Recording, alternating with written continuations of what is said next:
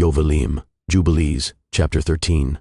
And Avram journeyed from Haran, and he took Sarai his woman, and Lot his brother Haran's son, to the land of Canaan.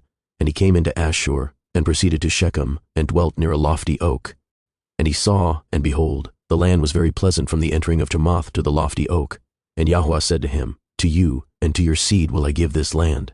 And he built an altar there, and he offered thereon an ascending smoke sacrifice to Yahweh, who had appeared to him. And he removed from thence unto the mountain Bethel on the west, and Ai on the east, and pitched his tent there. And he saw, and behold, the land was very wide and good, and everything grew there on vines and figs and pomegranates, oaks and ilexes and terebinths and oil trees and cedars and cypresses and date trees and all trees of the field. And there was water on the mountains. And he blessed Yahweh, who had led him out of Ur of the Kasdim, and had brought him to this land. And it came to pass in the 1st year, in the 7th week, on the new moon of the 1st month, that he built an altar on this mountain, and called on the name of Yahweh. You, the eternal Elohim, are my Elohim. And he offered on the altar an ascending smoke sacrifice unto Yahweh, that he should be with him, and not forsake him all the days of his life. And he removed from thence, and went towards the Negev. And he came to Chevron, and Chevron was built at that time, and he dwelt there 2 years. And he went thence into the land of the Negev, to Baaloth, and there was a famine in the land. And Avram went into Mitzrayim in the 3rd year of the week, and he dwelt in Mitzrayim 5 years before his woman was torn away from him. Now Tanais in Mitzrayim was at that time built 7 years after Chevron. And it came to pass when Pharaoh seized Sarai, the woman of Avram, that Yahweh plagued Pharaoh and his house with great plagues because of Sarai, Avram's woman. And Avram was very glorious by reason of possessions in sheep, and cattle, and asses, and horses, and camels, and menservants, and maidservants, and in silver and gold exceedingly. And Lot also his brother's son was wealthy. And Pharaoh gave back Sarai, the woman of Avram, and he sent him out of the land of Mitzrayim. And he journeyed to the place where he had pitched his tent at the beginning, to the place of the altar, with Ai on the east, and Bethel on the west, and he blessed Yahweh Elohiah, who had brought him back in peace. And it came to pass in the 41st Jubilee, in the 3rd year of the 1st week, that he returned to this place, and offered thereon an ascending smoke sacrifice, and called on the name of Yahweh, and said, You, El Elyon, are my Elohim forever and ever.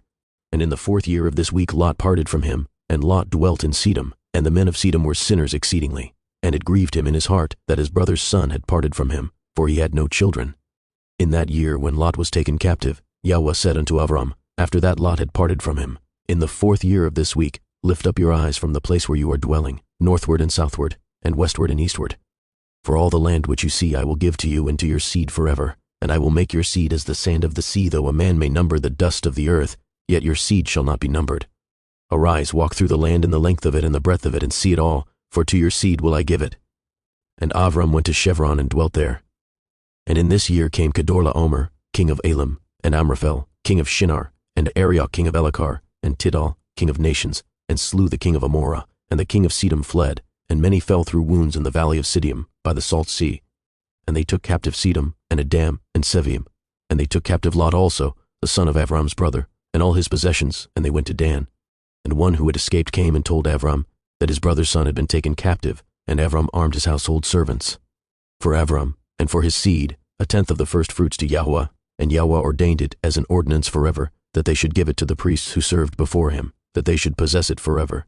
And to this Torah there is no limit of days, for he has ordained it for the generations forever, that they should give to Yahweh the 10th of everything, of the seed, and of the wine, and of the oil, and of the cattle, and of the sheep.